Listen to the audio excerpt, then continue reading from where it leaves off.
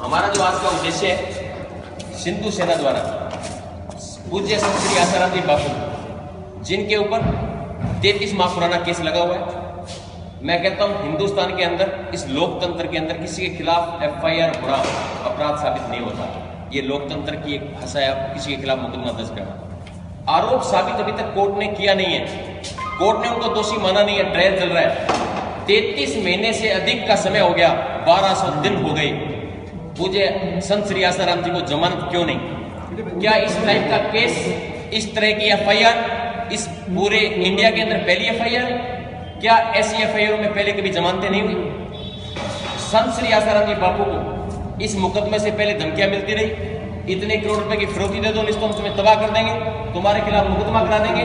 उनके खिलाफ मुकदमा होना ये साजिश का हिस्सा है, और उनकी आज तक जमानत न होना ये उससे भी बड़ी साजिश का एक हिस्सा है। ऐसे संत महापुरुष जिन्होंने अपने 78 साल की 80 साल की आयु में इस देश को, इस समाज को ऐसी ऐसी सेवाएं दी, एक भक्ति भाव से, हिंदुत्व के नाते, गौ रक्षा के बारे में उनकी इतनी सेवाओं को गौन कर दिया गया एक मुकदमे के ऊपर।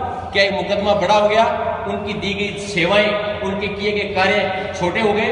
मैं पूछना चाहता हूं, इस लोकतंत्र के अंदर जमानत मांगना क्या अपराध है? जमानत देने से आज बापू जी अगर बाहर आते हैं तो कौन से मुकदमे को कैसे प्रभावित कर सकते हैं, ये मुझे आप लोग बताएं। मैं मीडिया के माध्यम से कहना चाहता हूं, उनके 8 करोड़ अनुयायी इस देश के अंदर हैं। 8 करोड़ अनुयायी ऐसे नहीं बने, उन्होंने कुछ ना कुछ उनमें कला होगी, उनमें कुछ ना कुछ उन्होंने देश को दिया होगा। उन्होंने भक्ति भाव, हिंदुत्व के नाम पर उन्होंने देश की सेवाएं की हैं, अच्छे लोगों को अच्छे रास्ते दिखाए हैं। शराब जैसी बुरी चीजें, अफीम जैसी बुरी चीजें, नशे जैसी बुरी चीजें उन्होंने देश से छुड़वाई है। उनका अपराध इतना ही है, वो एक हिंदू एक देशभक्त थे, एक सेवक थे, एक समाज के अग्रणी व्यक्तियों में थे।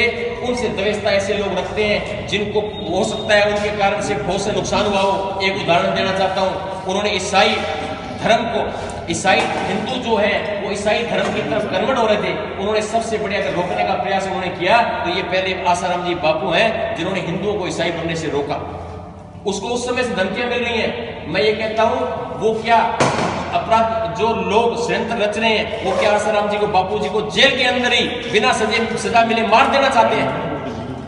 मुकदमा दर्ज होना, मुकदमे की ट्रायल चलना, जमानत आज तक न हो पाना, मैं आपसे कारण पूछना चाहता हूं। 33 महीने हो गए इस काम को, सारे उनके जो गवाह थे, उनके विरोधी जो गवाह थे, उनके सबके बयान हो गए, अब तो उनके पक्ष के गवाह चल रहे हैं। तो क्या वो बाहर आने से प्रभावित कर सकते हैं?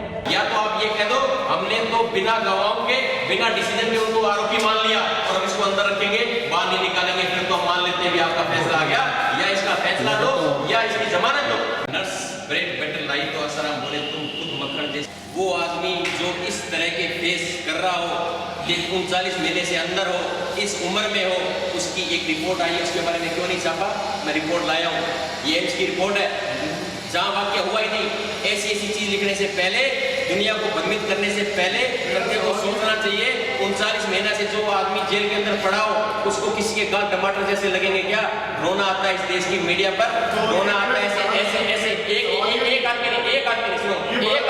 एक आदमी ने ऐसी प्रक्रिया कर सब लोगों को ठेस पहुंचाई, एक आदमी ने।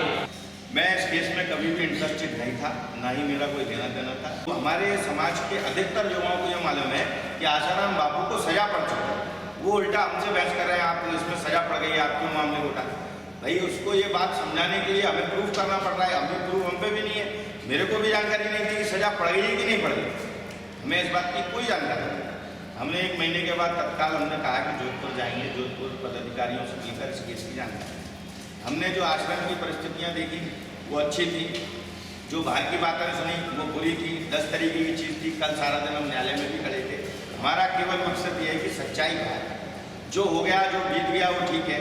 उनकी उम्र 80 साल हो चुकी है और अब उनको क्या बोलते हैं, रिहाई मिलना चाहिए। आसाराम बापू जी जल्द से जल्द जमानत मिले, 3 साल हो चुके हैं और उनको जमानत मिले, इसके लिए देश भर में सिंधु सेना हस्ताक्षर अभियान चलाने जा रही है कि देश की जनता क्या चाहती है, देश की जनता को कितना समर्थन है और कितने लोग चाहते हैं कि सही और गलत। और दूसरा, जल्द से जल्द फैसला हो इस केस का, आर या पार।